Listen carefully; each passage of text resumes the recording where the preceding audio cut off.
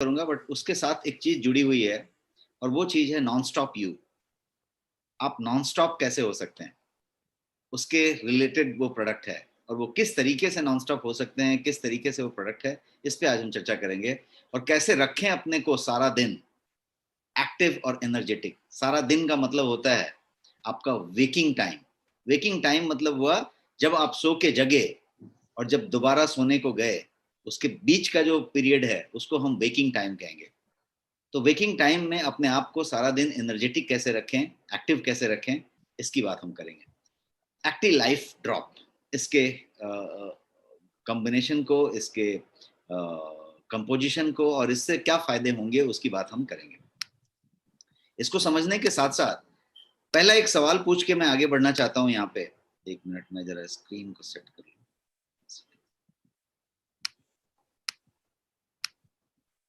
Yes, पहले हम बात करते हैं एक सवाल यहाँ पे पूछ के कि यदि आपकी नॉन स्टॉप यू की बात की जाए कि आप जो है अनवरत रहें और एकदम नॉन स्टॉप रहें, आपको कोई रुकावट नहीं आए, आपको किसी तरीके का ऑब्स्टिकल नहीं आए नॉन स्टॉप यू होने के लिए, आपको एक्चुअली क्या स्टॉप करता है?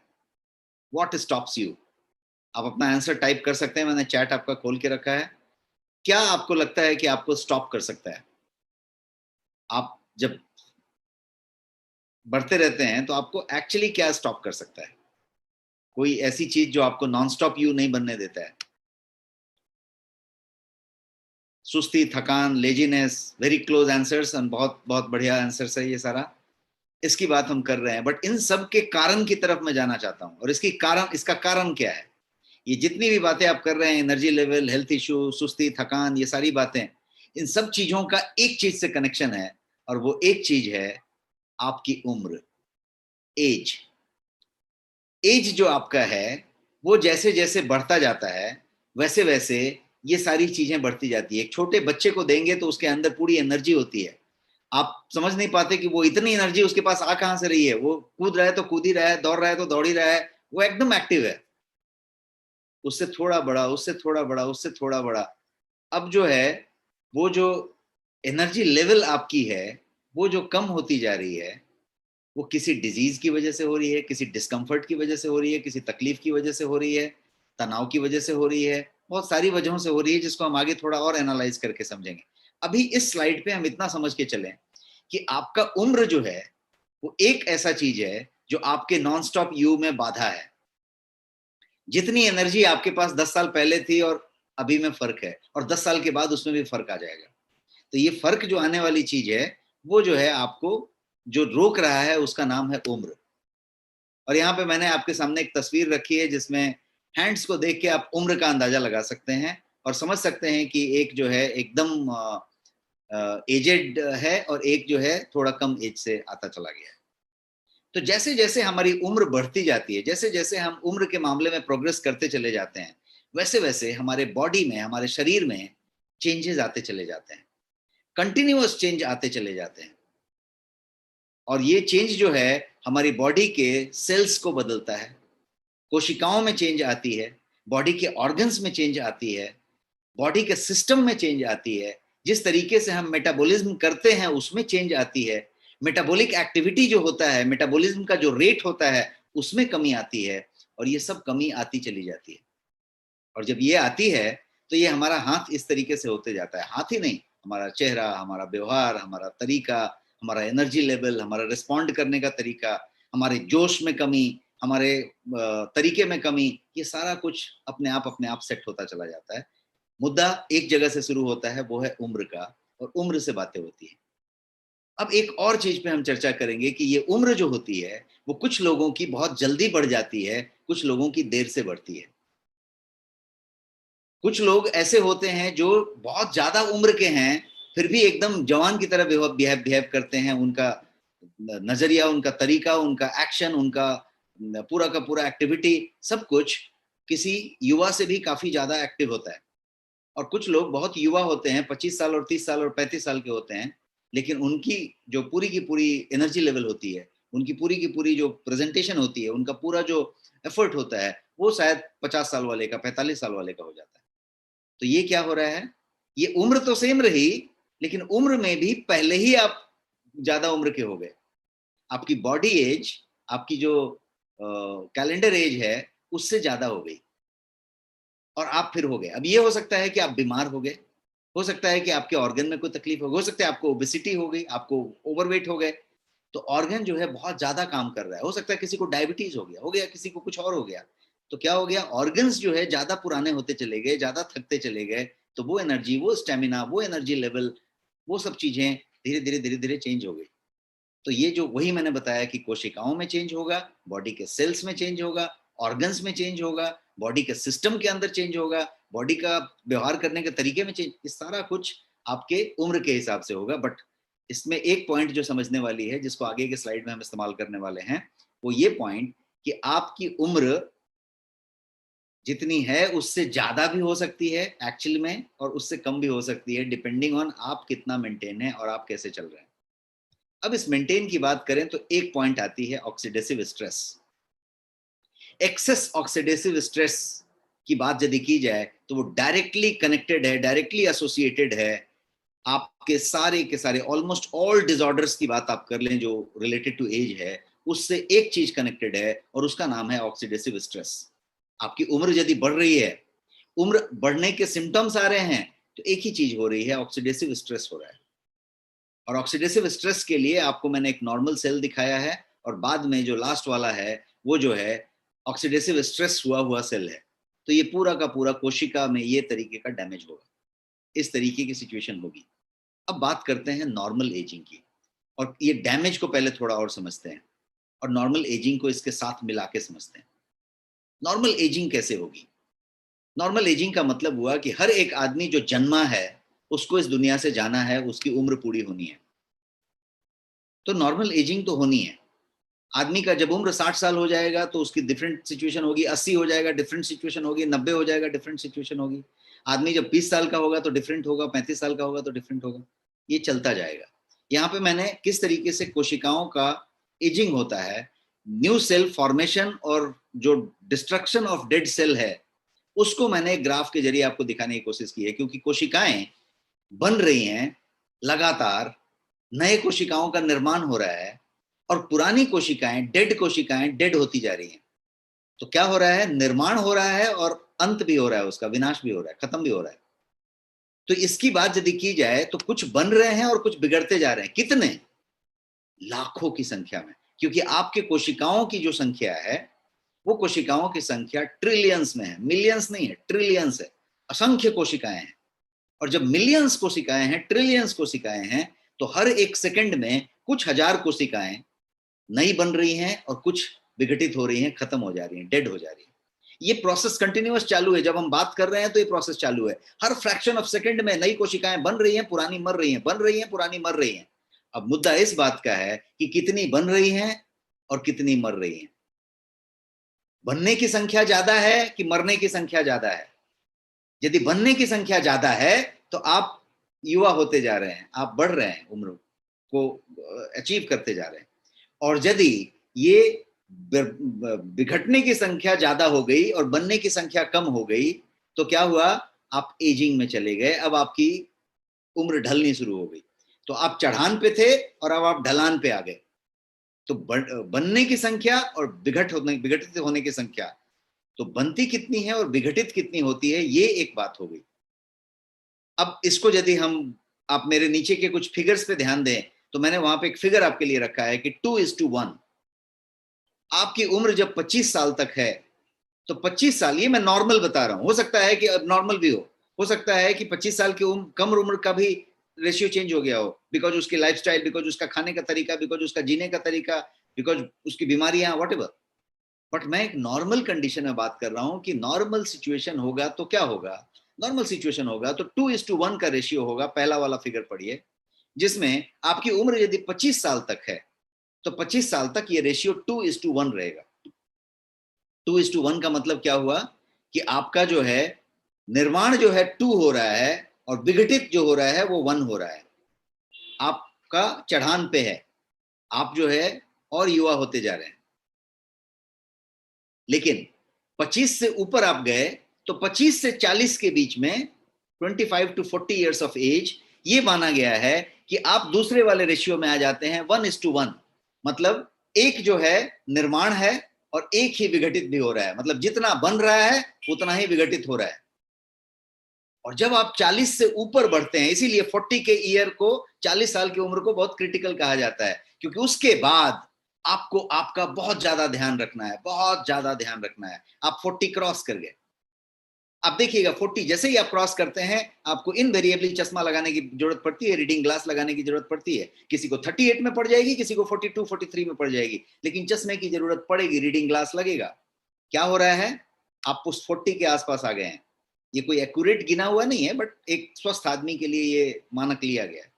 तो 40 और 60 के बीच में ये रेशियो 1:2 हो जाता है, मतलब बन रहा है 1 और विघटित हो रहा है 2, बन रहा है 1 विघटित हो रहा है 2। इसका मतलब क्या हुआ, यदि अच्छे से हिंदी में बात करें इसको तो आमदनी 98, खर्चा रुपया। सही है? टाइप यस यदि आपको सही लग रहा है ये। तो यदि आप इसकी बात करें कि आपका बन रहा है 1 कोशिकाएं और विघटित हो रही हैं 2, 40 से 60 के बीच में आप आ गए हैं, तो क्या हो रहा है एक्चुअली, आमदनी 98 हो रही है, खर्चा रुपया हो रहा है। कितना दिन चलने वाला है? इसका मतलब ये हुआ कि अब आप ढलान पे आ गए, अब नीचे जा रहे हैं, अब एज धीरे धीरे धीरे धीरे गिर रही है। और ये जो है नॉर्मल प्रोसीजर है, this is what is the life. इसी तरीके से एजिंग होगा। लेकिन एक शब्द है जिसका नाम है हेल्दी एजिंग। हम स्वस्थ तरीके से एजिंग हो रहे हैं क्या? जब होना चाहिए तब हो रहे हैं क्या, कि पहले ही हो रहे हैं? समय से पहले एजिंग हो रहे हैं कि समय के साथ एजिंग हो रहे हैं? हर आदमी 60 साल का होगा तो 60 साल का लगेगा, 80 साल का होगा तो 80 साल का लगेगा। और यदि 80 में 80 का लगेगा, 60 में 60 का लगेगा, तो 100 साल जिएगा, 120 साल जिएगा। लेकिन यदि वो 60 में ही 80 का दिखने लगे, 45 में ही वो 60 का दिखने लगे, तो 60 में ही खत्म हो जाएगा, 65 में ही खत्म हो जाएगा, 70 में ही खत्म हो जाएगा। एक्सीडेंट और कोई और तरह का डेथ अलग बात होगी, बट एक नॉर्मल जिंदगी की बात की जाए और नॉर्मल एजिंग की बात की जाए तो ये रेशियो है। अब यदि बियॉन्ड 60 जाए तो 1:3 माना गया है, मतलब बनेगा 1 और विघटित होएगा 3, 3 गुना विघटित होएगा, 1 गुना बनेगा। तो इसी तरीके से ये एजिंग बहुत तेजी से चलता चला जाता है। इसीलिए जब आप एज होते हैं तो आपको ज्यादा केयर की जरूरत होती है, ज्यादा सपोर्ट की जरूरत होती है, ज्यादा न्यूट्रिएंट की जरूरत होती है, आपको ज्यादा जो है बैलेंस न्यूट्रिशन लेने की जरूरत होती है, आपको ज्यादा एंटीऑक्सीडेंट की जरूरत होती है। मतलब आपको केयर लेना पड़ेगा आपका पूरा, तभी आप इस रेशियो को संभाल पाएंगे और दे पाएंगे। As we advance in terms of age, हमारा क्या होता है, ये डेड सेल का रेशियो जो है ग्रेजुअली कम होता चला जाता है। वो आपको हमारे रेशियो से यहाँ पे दिखाई पड़ रहा है। और ये बाद में जाके 1:4, 1:5 भी हो जाता है 90 की उम्र में जाके, उसके उम्र में जाके। बट आपको जान के ताजुब होगा कि आज के समय में, इस फास्ट फॉरवर्ड लाइफ में, इस भौतिक जिंदगी में, ये जो पूरा मॉडर्न लाइफ हम जी रहे हैं, मॉडर्न आहार खा रहे हैं, बड़े स्टाइल में फैशन वाली जिंदगी जी रहे हैं, इसमें ऐसी सिचुएशन है कि बहुत लोगों की 40 ईयर्स और 35 ईयर्स के एज में 1:3 का सिचुएशन हो चुका है। बन रहा है 1, बिगड़ रहा है 3, इतनी कहानी हो चुकी है। तो उस चीजों को हम समझेंगे और उसके बाद जाएंगे। तो ये जो पूरा का पूरा प्रोसेस मैंने आपको बताया, ये प्रोसेस है नेचुरल एजिंग प्रोसेस। इसको कहेंगे नेचुरल एजिंग प्रोसेस। बट आज की इस मॉडर्न टाइम की जो बात मैं कह रहा हूं, इसमें due to mental stress, physical stress, आपका पूरा स्ट्रेसफुल कंडीशन ही, आप जो कुछ भी करें स्ट्रेस ही स्ट्रेस है।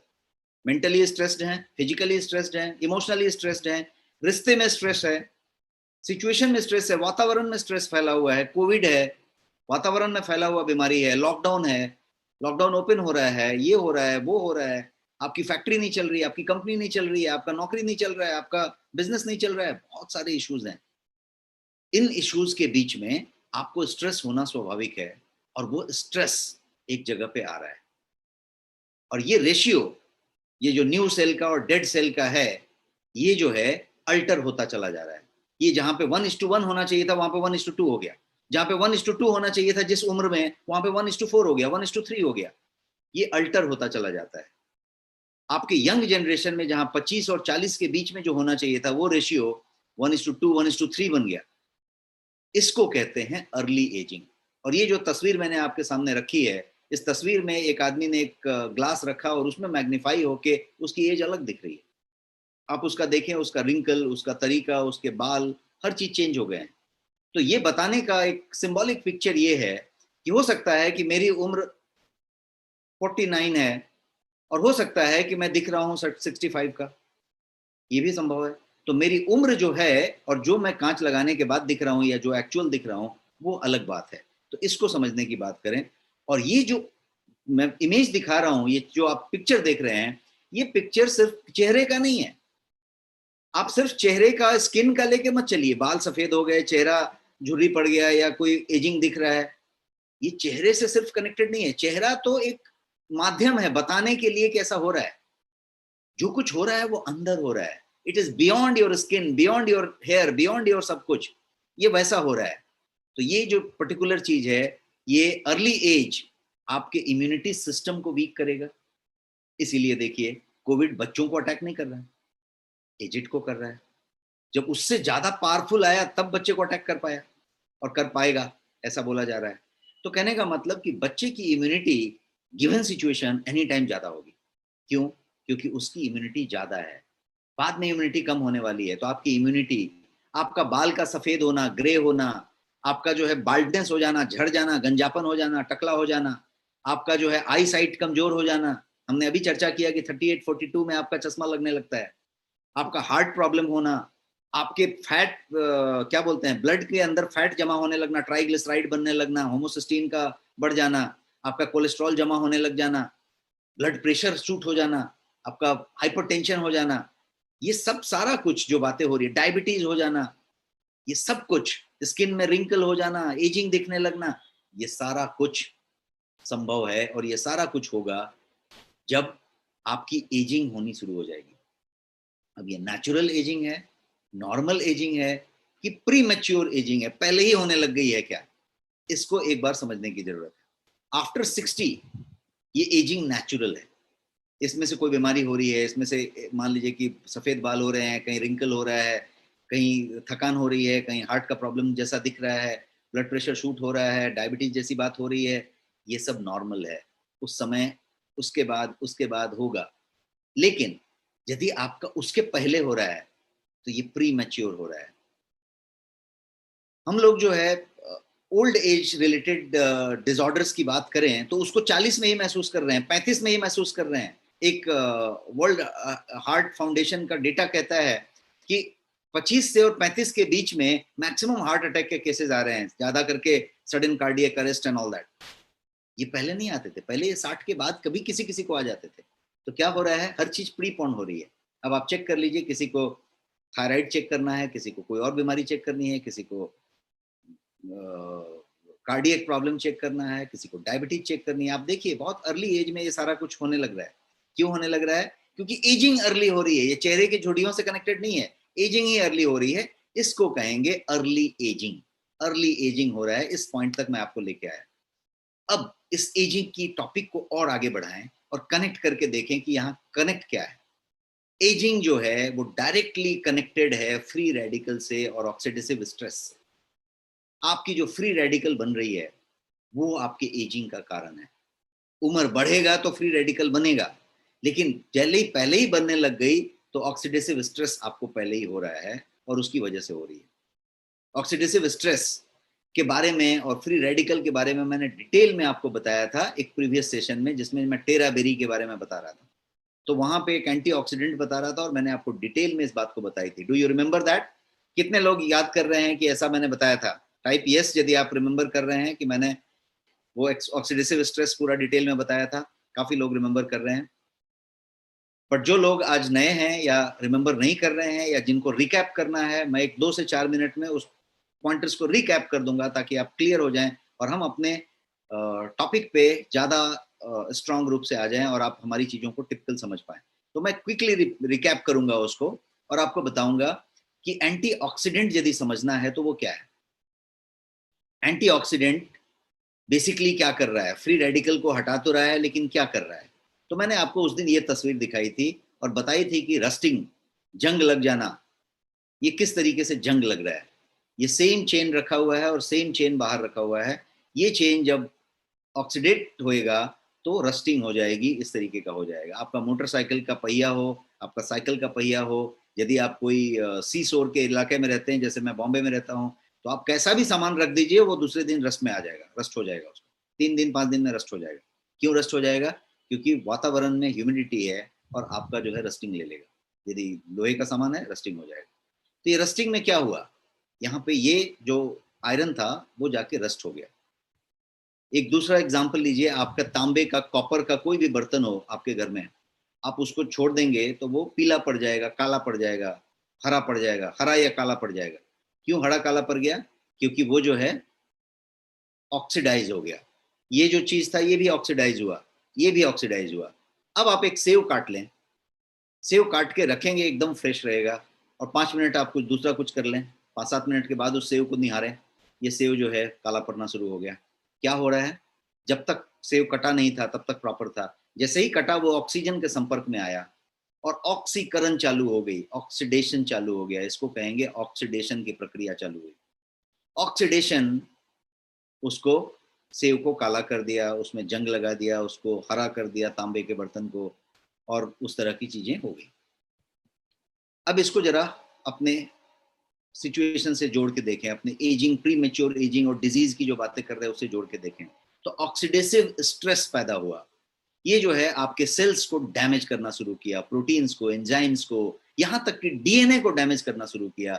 ये ऑक्सीजन जो आपके लिए प्राणदायक है, प्राणवायु है, यही ऑक्सीजन ऑक्सीकरण की प्रक्रिया भी करेगा और ये ऑक्सीडेट करेगा आपको। एज जैसे जैसे बढ़ती जाएगी ऑक्सीडेट करता जाएगा और फ्री रेडिकल्स पैदा करेगा। और इसके ऑक्सीडेशन का रीजन क्या होगा? आपका ऑक्सीडेटिव स्ट्रेस। आप जितना तनाव में आएंगे, जितना दबाव में आएंगे, जितना प्रेशर लेंगे, यदि न्यूट्रिएंट कम करेंगे, शरीर का एक्सर्शन ज्यादा करेंगे, कम सोएंगे, जो कुछ भी करेंगे, ये सारा कुछ आपको ऑक्सीडेटिव स्ट्रेस की तरफ लेके जाएगा और फ्री रेडिकल्स पैदा करेगा। अब फ्री रेडिकल्स को थोड़ा सा और क्विकली समझते हैं। फ्री रेडिकल इस तरीके का चीज है कि आपका जो पूरा का पूरा फ्री रेडिकल यदि समझना है तो पहले आप इलेक्ट्रॉन को समझिए। आपका इलेक्ट्रॉन, प्रोटॉन और न्यूट्रॉन, 3 चीज आपको मालूम होगा। इलेक्ट्रॉन आउटर सर्किल पे रिंग हो रहा है। अब आउटर सर्किल पे आप देख रहे हैं तो दो दो दो के पेयर में ये चीजें हैं। इलेक्ट्रॉन जो होगा वो हमेशा पेयर में रहेगा, नॉर्मल कंडीशन में हमेशा पेयर में रहेगा। आप यहाँ पे स्क्रीन पे देख सकते हैं, 3 पेयर में, 4 पेयर में है वो, पेयर पेयर पेयर, दो दो का पेयर है। 4 जगह पे ऑक्सीजन दिख रहा है, और सॉरी इलेक्ट्रॉन्स दिख रहे हैं, और ये उसको परिक्रमा कर रहे हैं। अब यहाँ पे एक तस्वीर देखिए जिसमें ये जो पेयर वाले ऑक्सीजन थे उसमें का एक निकल गया पेयर से, वो पेयर टूट गया। और ये जब पेयर टूट गया तो क्या हुआ, वो एक बंदा, ये वाला बंदा, ये सिंगल हो गया, मतलब ये अनपेयर हो गया। अनपेयर हुआ मतलब क्या हुआ, वो अनस्टेबल हो गया। अनस्टेबल हो गया मतलब वो, अब वो बेचैन है, उसको पेयर होना पड़ेगा। जब तक वो अनस्टेबल है तब तक अस्थिर है, और वो अस्थिर होके क्या करेगा, तो वो दूसरे वाले का, बाजू वाले का पेयर में से एक छीन लेगा और अपने को पहले पेयर कर लेगा। उसके जिसका छीना वो अनपेयर हो गया, अब वो क्या करेगा, वो बाजू वाले का छीन लेगा और वो पेयर हो जाएगा। उसके बाद जिसका फिर से छीना वो अब दूसरे का छीनेगा। अब इसी को कहते हैं चेन रिएक्शन। चेन रिएक्शन चालू हो गई, इसने उसका छीना, उसने उसका छीना, उसने उसका छीना, और ये छीनने की प्रक्रिया चालू हो गई। इसको कहेंगे ऑक्सीडेटिव स्ट्रेस का चेन रिएक्शन चालू हो गया। इसीलिए एक कैंसर सेल बनेगा, डेड सेल बनेगा, तो वो लगातार डेड सेल बनाता चला जाएगा। एक कैंसर सेल बनेगा तो वो कैंसर सेल बनाता चला जाएगा, बिकॉज वो फ्री रेडिकल है, वो अनस्टेबल है। वो दूसरे का छीनेगा, वो दूसरे का छीनेगा, वो दूसरे का छीनेगा, और ये रिएक्शन चालू हो जाएगी और ये लगातार चलती जाएगी, चलती जाएगी। और कॉज की बात करें कि किस वजह से ये रिएक्शन चालू होगी, तो बहुत सारे रीजन होंगे। याद करने का फॉर्मूला यदि रखना है तो एसटी सेन मैं इसको कहता हूं, एसटी सेन। एसटी का मतलब होता है स्लीप, टॉक्सिन, और सेन का मतलब होता है स्ट्रेस, एक्सरसाइज और न्यूट्रिशन। यदि इसमें से किसी चीज के साथ छेड़छाड़ हो रही है, कोई चीज यदि कम मात्रा में, ज्यादा मात्रा में आ रहा है, स्लीप कम हुआ, प्रॉब्लम शुरू होएगा, ऑक्सीडेटिव स्ट्रेस चालू होएगा, फ्री रेडिकल बनना शुरू हो जाएगा। टॉक्सिन की मात्रा शरीर में ज्यादा आ रही है, स्ट्रेस चालू, ऑक्सीडेटिव स्ट्रेस चालू होएगा। स्ट्रेस ज्यादा ले रहे हैं, ऑक्सीडेटिव स्ट्रेस चालू होएगा। एक्सरसाइज कम हो रहा है, सेडेंटरी लाइफस्टाइल हो गई है, आराम तलबी वाली जिंदगी हो गई है, मेहनत नहीं हो रहा है, तो चालू होएगा। न्यूट्रिशन, यदि बैलेंस न्यूट्रिशन में कमी आ गई, आपको शरीर को जो चाहिए वो आप नहीं दे रहे हैं, तो ये चालू हो जाएगा। तो ये सारे हो गए आपके कॉजेज ऑक्सीडेटिव स्ट्रेस के। और इस तरीके से यदि आप देखें तो आपका जो एंटीऑक्सीडेंट नाम का चीज है वो फ्री रेडिकल को पूरा कर देता है। जो सिंगल पेयर टूट गया था पेयर से और सिंगल बन गया था, उसको ये एक डोनेशन दे देता है, ये दान दे देता है। कौन सा चीज? एंटीऑक्सीडेंट। और वो जैसे ही दान दे देता है तो वो दो बन जाता है, पेयर बन जाता है, फिर छीनने मारने का काम बंद कर देता है और फिर सब कुछ सेटल हो जाता है। तो एंटीऑक्सीडेंट क्या कर रहा है? तो चीजों को पेयर में बना दे रहा है। यहाँ पे आप देख पा रहे हैं कि हेल्दी एटम है, फ्री रेडिकल है, एंटीऑक्सीडेंट ने उसको एक एक्स्ट्रा दे दिया, उसने उसका चुराने के बजाय इससे ले लिया और सेटल हो गया। तो ऑक्सीडेटिव स्ट्रेस का जो चेन रिएक्शन था वो रुक गया, और ये जो सड़ने की प्रक्रिया थी वो रुक गई, डैमेज होने की प्रक्रिया रुक गई, और आपकी प्री मैच्योर एजिंग रुक गई, प्री मैच्योर डिजीज होने का तरीका रुक गया, उस तरीके का इन्फ्लेमेशन होने का तरीका रुक गया। और इसका नतीजा ये हुआ कि आप जो फटाफट एजिंग में जा रहे थे वो एजिंग थम गई, डिले हो गई, स्लो डाउन हो गई, और आप जो है फिर नॉर्मल जिंदगी की तरफ आ गए। नॉर्मल जिंदगी का मतलब कि जितना एजिंग होना चाहिए उम्र के साथ उतना ही एजिंग हो, जो रेशियो मेंटेन होनी चाहिए 1:1, 1:2 उम्र के साथ, वो मेंटेन होनी चाहिए। ऐसा नहीं हो कि 40 साल में ही 1:3 का रेशियो लग गया, 1:4 का रेशियो लग गया। तो ये वाली बात ऑक्सीडेटिव स्ट्रेस से होगी। अब फ्री रेडिकल्स बन कैसे रहा है, उसके फॉर्मेशन को यदि आप समझेंगे तो मेटाबॉलिज्म आपके शरीर में एक प्रक्रिया है जो हो रही है, जिसको सेल्यूलर रिएक्शन आप कह सकते हैं। मेटाबॉलिज्म क्या करेगा? मेटाबॉलिज्म हीट जनरेट करेगा, मतलब एनर्जी पैदा करेगा। हीट जनरेट करेगा मतलब एनर्जी बनाएगा। और जब ये हीट जनरेट करेगा तो ये अनपेयर्ड इलेक्ट्रॉन भी बनेंगे इसमें से, और वो जो है हीट से ही बनते हैं। वो एनर्जी जब जनरेट होगा तो बनेंगे, और इसी को फ्री रेडिकल कहते हैं, और यही हमने पिछले स्लाइड्स में समझा। ये जो अनपेयर्ड इलेक्ट्रॉन्स हैं जिसको फ्री रेडिकल कहेंगे, वो हमारे हेल्दी जो कोशिकाएं हैं, स्वस्थ कोशिकाएं हैं, उससे टकराती हैं, उससे रिएक्ट करती हैं, और उसके साथ हार्मफुल टॉक्सिक सब्सटेंस देती हैं। और ये करने की वजह से ये जो सेल्यूलर रिएक्शंस हैं ये लार्ज नंबर में चेन रिएक्शन में तब्दील हो जाते हैं, और फ्री रेडिकल जनरेट होना शुरू हो जाता है, एक के बाद दूसरा, दूसरे के बाद तीसरा, और ऑर्गन टू मतलब कोशिकाओं टू कोशिकाओं करके ये पूरा ऑर्गन में हो जाता है, ऑर्गन करके कुछ और हो जाता है। ये इस तरीके का डैमेज। यदि ये फ्री रेडिकल को न्यूट्रलाइज कर दिया जाए इस तरीके से, जो एंटीऑक्सीडेंट का मैंने आपको बताया कि एंटीऑक्सीडेंट दे के यदि इसको न्यूट्रलाइज कर दिया जाए इस तरीके से, तो क्या होगा? ये जो है फ्री रेडिकल सेटल डाउन हो जाएगा। और जब आप ये फ्री रेडिकल को सेटल डाउन कर देंगे तो ये ऑक्सीडेटिव स्ट्रेस नाम का चीज थम जाएगा, स्लो डाउन हो जाएगा। और ऑक्सीडेटिव स्ट्रेस यदि नहीं स्लो डाउन हुआ तो ये आपके एजिंग को एक्सेलरेट करेगा, उसको बढ़ाएगा।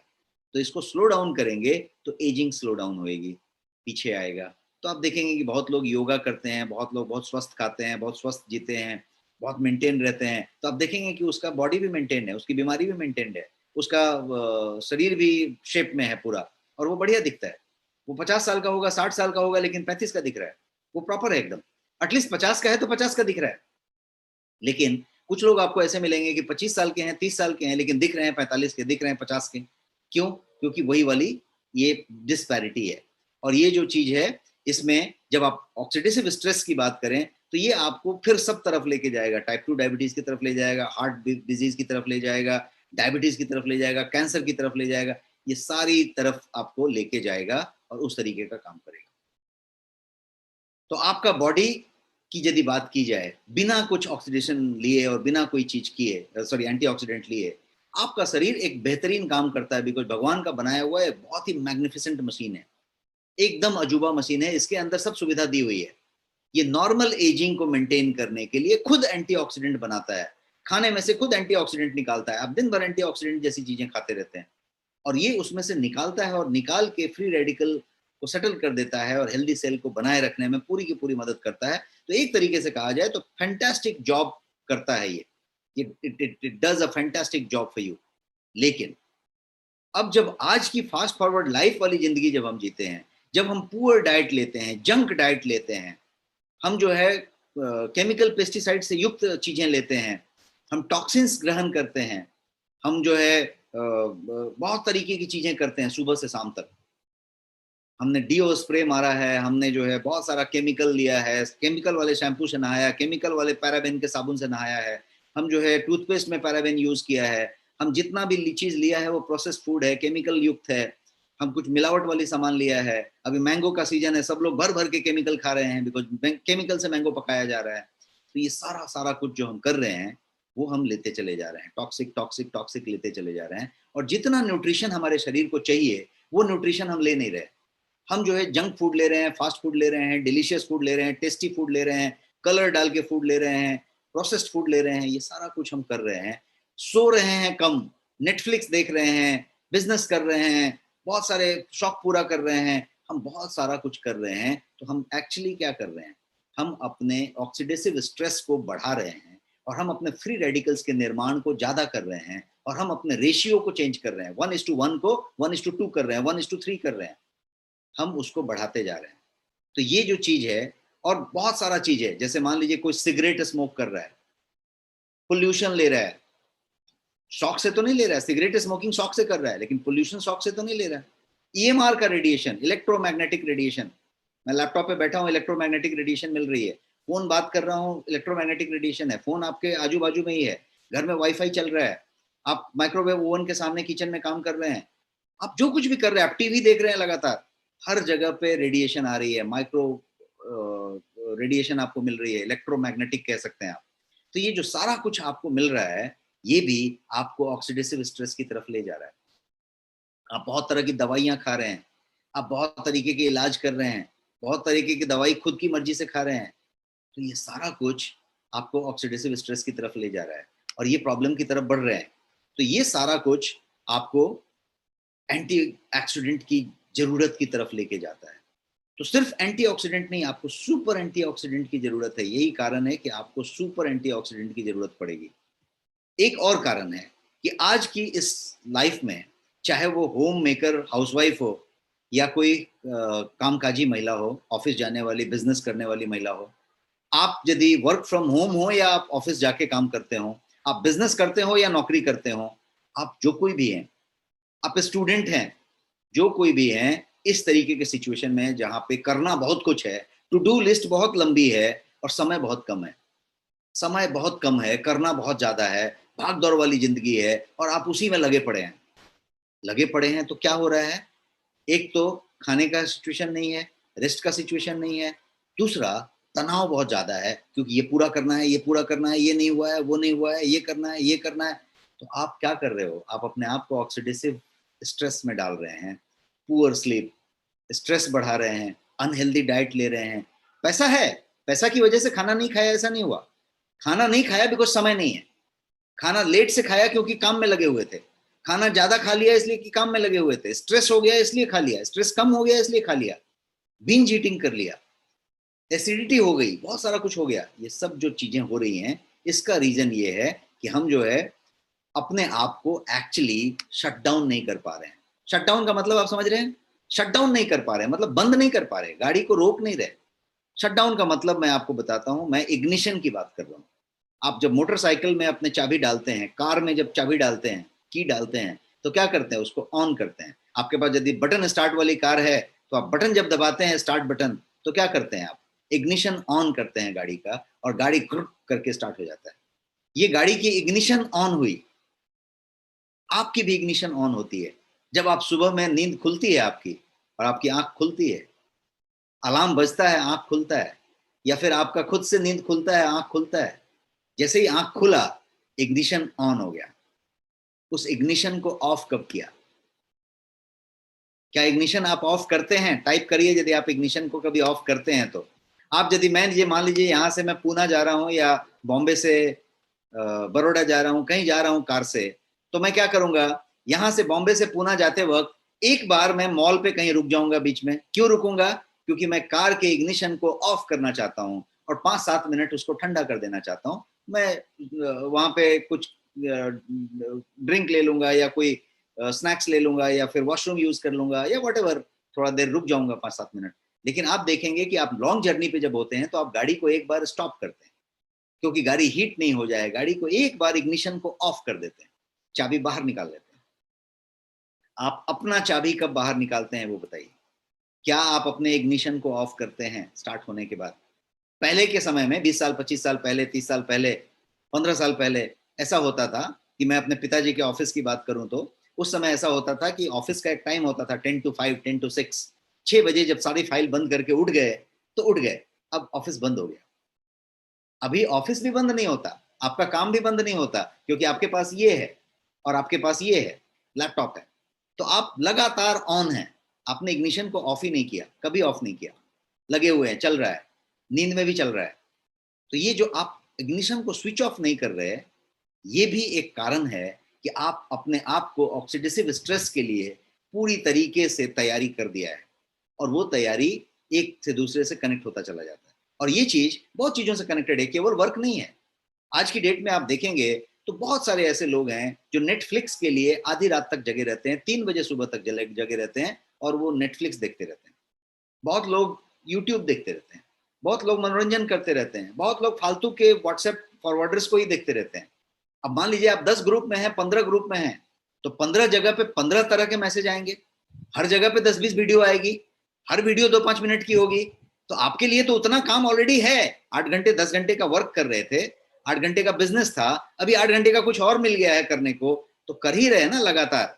आप सोच रहे हैं कि मैं मनोरंजन कर रहा हूं, आप सोच रहे हैं मैं आराम कर रहा हूं, आप एक्चुअली इग्निशन ऑन रखा है, इग्निशन ऑफ नहीं हुआ है, इग्निशन चालू है। क्या चीज सफर है? नींद सफर है, नींद नहीं हो रहा है। क्या सफर है? न्यूट्रिशन सफर है, क्योंकि न्यूट्रिशन पूरा नहीं हो रहा है। और यदि न्यूट्रिशन हो भी रहा है तो वो पच नहीं रहा है। आपको परसों के सेशन में मैंने बताया था कि किस तरीके से बिना प्रोसेस किया हुआ चीज आपके स्मॉल इंटेस्टाइन में एंटर करता है और किस तरीके से प्रॉब्लम चालू हो जाती है। तो ये सारा कुछ अपनी जगह पे ये हो रहा है। तो रिजल्ट क्या हुआ? रिजल्ट ये हुआ कि हमारा हेल्थ जो है डिटोरिएट होने लगता है, स्वास्थ्य गिरने लगता है, उम्र से पहले गिरने लगता है, हम एजिंग की तरफ बढ़ने लगते हैं, एजिंग स्टार्ट हो जाता है। और वो जो है सारा एजिंग के सिम्टम्स आने लगते हैं, हमारा आउटपुट कम हो जाता है, हमारी स्टेमिना कम हो जाती है, हमारा परफॉर्मेंस कम हो जाता है, और हर जगह पे कम हो जाता है, वर्क में कम हो जाता है, दौड़ने जाइए, अपनी डेली एक्टिविटी कीजिए, सेक्स एक्टिविटी कीजिए, हर जगह पे आपका परफॉर्मेंस गोज डाउन, आपका स्टेमिना गोज डाउन, और वो चीज आप महसूस करने लगते हैं। तो बहुत लोग आपको ऐसे मिलेंगे, आप देखिए कभी मीटिंग में आपको मिलेंगे या कभी बात करते हुए मिलेंगे, कि उनसे आप बात कर रहे हैं, आदमी बहुत बढ़िया दिख रहा है, एकदम प्रॉब्लम नहीं है, एकदम खाया पिया बढ़िया आदमी है, लेकिन आप देखेंगे बात करते करते वो धीरे से उसकी आंखें बंद हो जाएंगी। आप उसके अंदर के सिस्टम के बारे में सोचिए, आंखें अचानक धीरे धीरे बात करते करते बंद हो जाएगी, अचानक फिर वो खुल जाएगा, झटका लेके नहीं खुलेगा, बात करते करते आंखें बंद हो जाएगी। मतलब ऐसा है कि अंदर सिस्टम उस तरीके से डल होता जा रहा है, डल होता जा रहा है, सिस्टम वैसा हुआ है। ऐसे लोग आपको मिलते हैं, टाइप यस यदि आपको ऐसे लोग मिलते हैं जिससे आप बात करते रहते हैं, बात करते करते उसकी आंख धीरे से झपक लेती है, ऐसा होता है? यस, काफी लोग को ऐसे लोग मिलते हैं। तो तो ये जो पर्टिकुलर चीज है, ये आपका परफॉर्मेंस कम करते जा रहा है, आपका फोकस, आपका कंसंट्रेशन, आपका एकाग्रचित्ता, आपका ध्यान, जितना आप फोकस से चीजें करते थे वो कम होता जा रहा है, कम होता जा रहा है।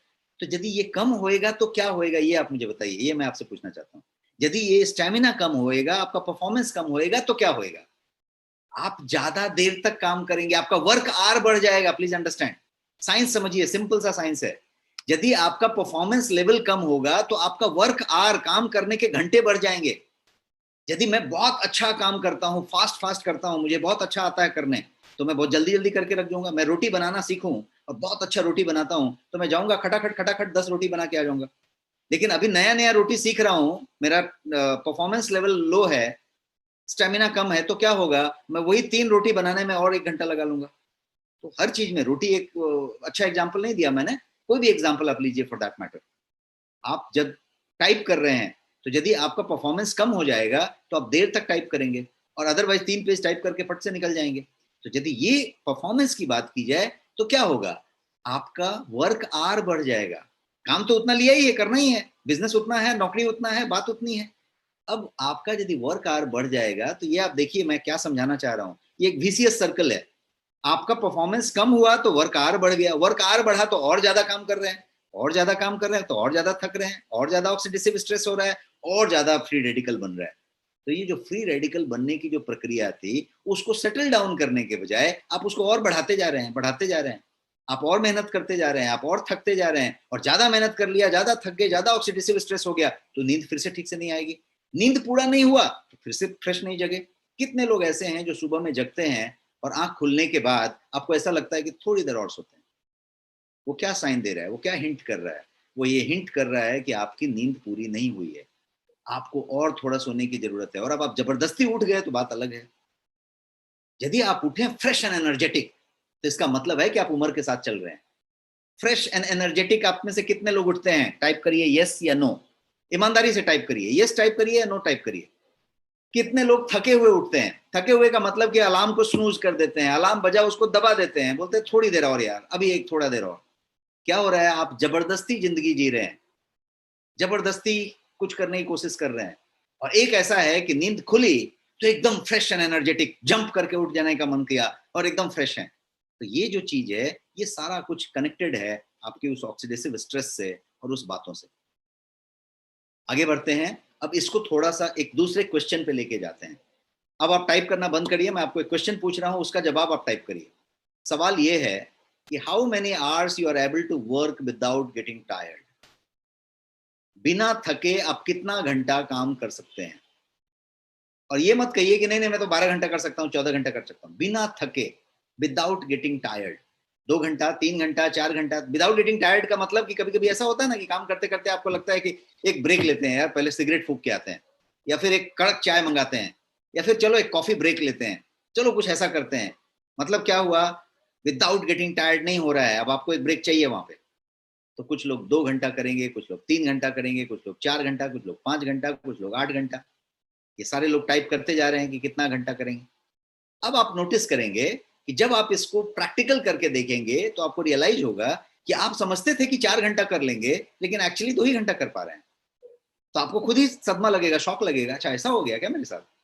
और ये धीरे धीरे घटता जाएगा, बिकॉज अब आप ऑक्सीडेटिव स्ट्रेस की तरफ जा रहे हैं और आप एजिंग हो रहे हैं। अब इसी को यदि आप ट्रांसलेट कर दें और ये करें कि यदि ये बढ़ाना है, तो यदि आप ये 3 घंटा विदाउट गेटिंग टायर्ड थे काम, 4 घंटा विदाउट गेटिंग टायर्ड थे, तो क्या 5 घंटा कर सकते हैं? क्या 6 घंटा कर सकते हैं? क्या यस, आप कर सकते हैं। आप जो है, आप एंटीऑक्सीडेंट को लेके, आप जो है अपनी क्षतिपूर्ति को करके, बैलेंस रह के, हेल्दी लाइफस्टाइल फॉलो करके, न्यूट्रिशन का ध्यान रख के, एक्सरसाइज का ध्यान रख के, जो डेल्स थियरी है हमारी उसको फॉलो करके, आप जो है अपने वर्क आवर्स के ड्यूरेशन को बढ़ा सकते हैं कि बिना थके आप उतना कर सकते हैं। ये वाली चीज यहाँ पे मैं आपको समझाना चाहता था। और यदि वैसा करेंगे तो क्या होगा? ऑक्सीडेटिव स्ट्रेस आपका कम होएगा, आपका डैमेज कम होएगा। तो ये ऑक्सीडेटिव स्ट्रेस आपके आउटपुट को, स्टेमिना को, परफॉर्मेंस को डैमेज नहीं करेगा। तो आपका रिंकल नहीं आएगा, आपका ब्रेन में फॉगिंग नहीं होएगा, फटीग नहीं होएगा। ब्रेन में फॉगिंग और फटीग होएगा यदि ऑक्सीडेटिव स्ट्रेस बढ़ता जाएगा तो वो नहीं होएगा। जॉइंट पेन नहीं होगा, रिंकल नहीं आएगा, ग्रे हेयर नहीं टर्न होएगा, आई साइट आपका बेहतर रहेगा, हेडेक कम होएगा, सेंसिटिविटी आपका जो है नॉइज से या लोगों के किसी इरिटेशन से कम हो जाएगा। देखिए, एक इरिटेशन और नॉइज का सेंसिटिविटी होता है। आप जब बच्चे होते हैं तो फटाफट फट फट फट फट बहुत आवाज हो रहा है, कोई प्रॉब्लम नहीं है, बहुत अच्छे से उसके साथ चल रहे हैं। एक उम्र हो जाने के बाद, एक ऑक्सीडेशन का लेवल हो जाने के बाद, आपको थोड़ा भी कोई नॉइज किया तो आपको इरिटेशन हो जाता है कि अरे थोड़ा कम आवाज करो भाई। कोई थोड़ा भी चिटपुट चिटपुट कर दिया, चिढ़ा दिया, तो आपको इरिटेशन हो जाता है, कम करो भाई। क्यों? क्योंकि आपका सेंसिटिविटी कम होते जा रहा है। आप आपकी बर्दाश्त करने की क्षमता कम होती जा रही है। पहले क्या होता था? बहुत सारा कोई लोग चिढ़ा दिया, कोई इरिटेट कर दिया, कोई प्रॉब्लम नहीं हो रहा था।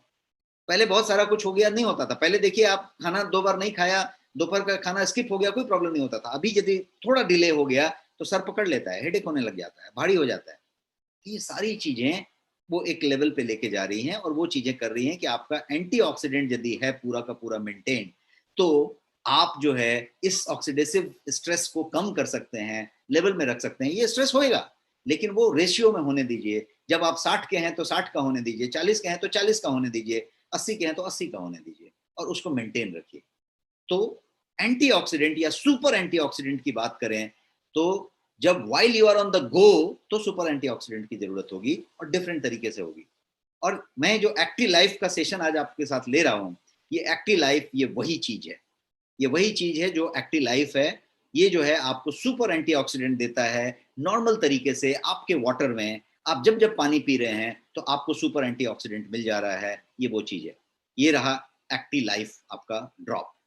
ये एक्टिव लाइफ एक ड्रॉप है, 30 ml का ड्रॉप है, दैट्स ऑल। ये आप अपने ऑफिस के बैग में रख दिया, ड्रॉर में रख दिया, टेबल पे रख दिया, अपने घर के डाइनिंग टेबल पे रख दिया, दैट्स ऑल। इसको आप जब पानी पीते हैं उसमें 1-2 बूंद टपका सकते हैं, 4 बूंद टपका सकते हैं, आपके जग में, बॉटल में, कहीं पे डाल सकते हैं। एक्टिव लाइफ जो है पोटेंट बेरीज का और नोनी का कलेक्शन है। 6 आइटम है इसके अंदर, और वो जो है सारे के सारे नेचुरल फॉर्म में रखे गए हैं, बिना केमिकल सिंथेसिस के, सारे के सारे।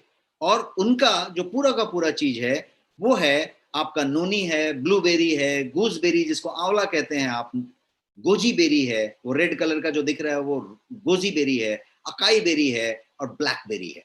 ये सारे के सारे 6 आइटम नेचुरल कंडीशन में आपके साथ इसमें रखे गए हैं। No sugar, no artificial colour, no artificial flavour, pure format में है। उसका एक्सट्रैक्ट है, उसका एसेंशियल ऑयल से निकाला हुआ सामान है, जिसको कि आपने पानी में 2-4 बूंद टपका दिया तो आपके लिए वो सामान हो गया। तो ये किसके लिए है? एकदम जो एक्टिव लाइफ जी रहा है, हमारे आपके जैसा आदमी जो भाग दौड़ की जिंदगी जी रहा है, बहुत तनाव में जी रहा है, बहुत ज्यादा भाग दौड़ कर रहा है, स्ट्रेस में रह रहा है, उसके लिए है।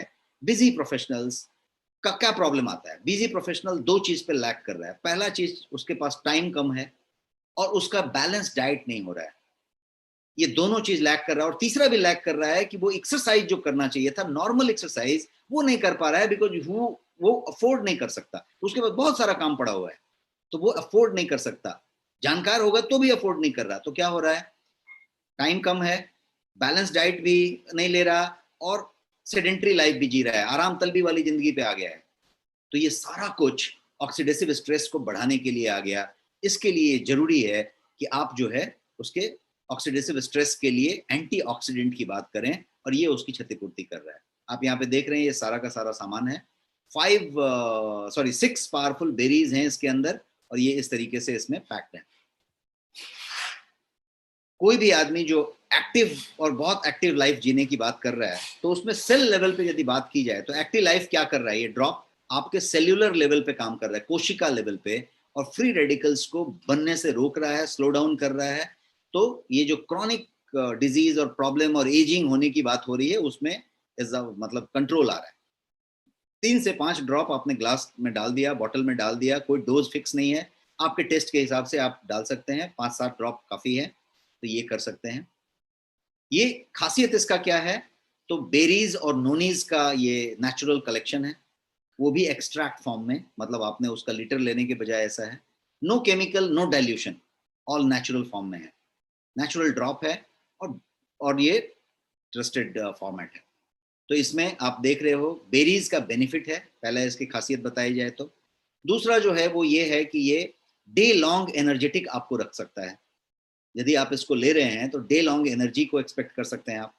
ये जो है एंटी एजिंग का काम करेगा, बिकॉज फॉर्मूला एक ही है कि वो आपका ऑक्सीडेटिव स्ट्रेस को कम कर रहा है और फ्री रेडिकल बनने की बात को रोक रहा है। डेली डिटॉक्स का काम करेगा, बिकॉज इसके अंदर नोनी है और इसके अंदर डिटॉक्स वाले गोजी बेरी का अंश है। तो ये आपको डेली डिटॉक्स जो चाहिए वो कर रहा है, और आपको जो है स्ट्रेस रिलीफ करने की बात कर रहा है, बिकॉज ऑक्सीडेटिव स्ट्रेस को अरेस्ट कर रहा है, सीज कर रहा है। और इसके अंदर कोई मेडिसिन नहीं है, ये कोई दवाई है ही नहीं, इसीलिए इसका कोई साइड इफेक्ट नहीं है। ये कोई दवाई नहीं है, इसलिए कोई साइड इफेक्ट नहीं है, सो नो मेडिसिन। तो ये है। अब इसकी प्राइस की बात करें तो ये 299 रुपीज का एमआरपी है इसका, और इसका जो ऑफर प्राइस है वो है सिर्फ 249 रुपीज। ये पूरा का पूरा चीज 30 ml आपका 299 रुपीज का है, जो शायद आपके लिए 3-4 वीक्स आराम से चलेगा, एक व्यक्ति यदि यूज कर रहा है तो ये जो है 299 रुपीज का है। अब ये किसके लिए है? लास्ट पॉइंट यदि मैं आप बताऊं कि whom it is for, ये किसके लिए है? तो सबसे पहले तो ये क्रेजी बिजी लोगों के लिए है, जिसका हेक्टिक शेड्यूल है, स्ट्रेसफुल वर्किंग है, उनके लिए है। कोई स्मोकर है, सिगरेट फूंकने वाला आदमी है, उसके लिए ये बहुत जरूरी चीज है, बहुत बढ़िया चीज है, क्योंकि वो सिगरेट फूंकना धीरे धीरे कम करेगा। लेकिन जो सिगरेट फूंक रहा है, जितना वो फ्री रेडिकल्स पैदा कर रहा है, उसके लिए कहीं पे यदि उसको कंपनसेट करने की जरूरत है तो वो है। कितने लोग इसमें हैं जो सिगरेट पीते हैं? कैन यू टाइप यस यदि आप सिगरेट पीते हैं तो? कितने लोग सिगरेट पीते हैं जो धड़ाधड़ धड़ाधड़ धड़ाधड़ यस टाइप हो रहे हैं यहाँ पे?